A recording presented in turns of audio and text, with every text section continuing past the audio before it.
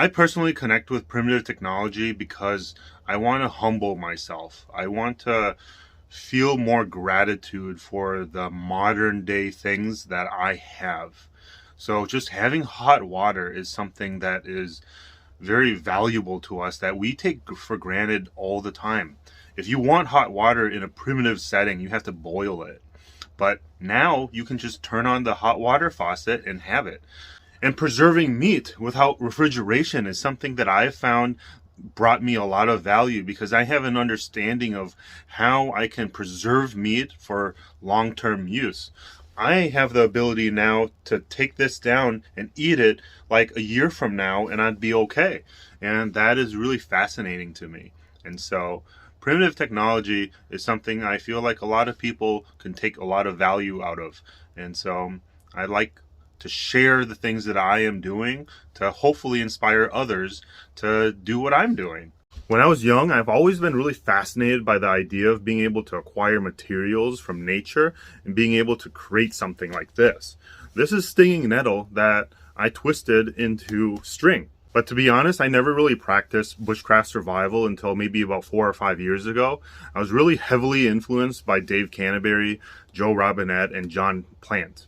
Those three really influenced me and made me really want to learn more about primitive technology, bushcraft, survival, and just explore our natural world. Fire is the #1 skill that everyone should master if they're an outdoor enthusiast. Fire has the ability to keep you warm, cook food, purify water, signal for rescue, and a whole lot more. Being able to create a fire, even with a dead lighter, is an essential skill that I think everyone should know how to do, regardless of their skill level. I personally think the most difficult thing about primitive living would be staying comfortable. In order to stay warm or cool, you have to work for it. You have to actively do something to remain comfortable. So like during the winter, you would have to split firewood, get some kindling going, get a fire going in your wood stove, and you need to learn and understand how airflow works in order to get the wood stove to burn efficiently without burning the wood too fast or too slow and create too much smoke or not.